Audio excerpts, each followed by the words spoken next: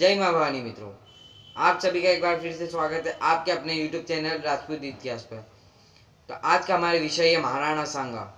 तो चलिए बिना किसी देरी किए हम जानते हैं महाराणा सांगा का संपूर्ण इतिहास। राजस्थान के सबसे बड़े और साहसी शूरवीरों में से एक महाराणा सांगा को आज भी उनके बलिदान के लिए पूजा जाता है। मेवाड़ के पूर्व शासक महाराणा प्रताप के पूर्वज राणा सांगा ने मेवाड़ पर 1509 से 1528 तक शासन किया था। राणा सांगा ने विदेशी आक्रमणकारियों के विरुद्ध सभी राजपूतों को एकजुट किया था। महाराणा सांगा सही मायनों में एक वीर योद्धा और शक्तिशाली शासक थे जो अपनी वीरता और उदारता के लिए प्रसिद्ध थे। राणा सांगा उस समय के सबसे शक्तिशाली हिंदू राजा थे। उन्होंने दिल्ली, गुजरात व मालवा मुगल बादशाहों के आक्रमणों से अपने राज्य की बहादुरी से रक्षा की थी। फरवरी 1527 ई में खानवा के युद्ध से पूर्व बयाना के युद्ध में राणा सांगा ने मुगल सम्राट बाबर की सेना को परास्त कर बयाना के किले को जीता था। इस युद्ध में महाराणा सांगा के कहने पर राजपूत राजाओं ने अपनी पाती पेरवन परंपरा को निर्वहन किया था।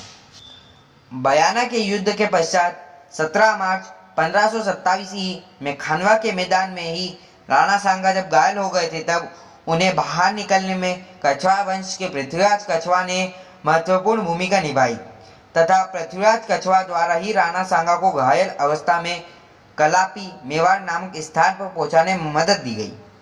परंतु असंतुष्ट सरदारों ने इसी स्थान पर राणा सांगा को जहर दे दिया। इसी अवस्था में राणा सांगा पूर्ण बसावक आए, जहां सांगा की 30 जनवरी 1528 को मृत्यु हो गई। लेकिन राणा सांगा की विधि विधान से अंतिम संस्कार मांडलगढ़ में हुआ।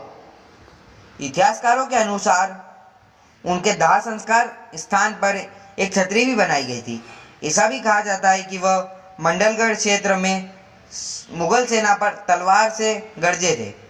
युद्ध में महाराणा का सिर अलग होने के बाद भी उनका धड़ लड़ता रहा और वो वीर गति को प्राप्त हुए। शरीर पर थे अनगिनत घाव, फिर भी दिखाया अदम्य साहस। राणा सांगा अदम्य साहसी थे।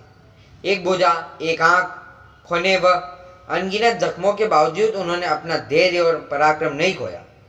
सुल्तान मोहम्मद शासक मांडू को युद्ध में हराने व बंदी बनाने के बाद उन्होंने उनका राज्य पूर्ण उदारता के साथ सौंप भी दिया था। यह उनकी महानता और बहादुरी को दर्शाता है।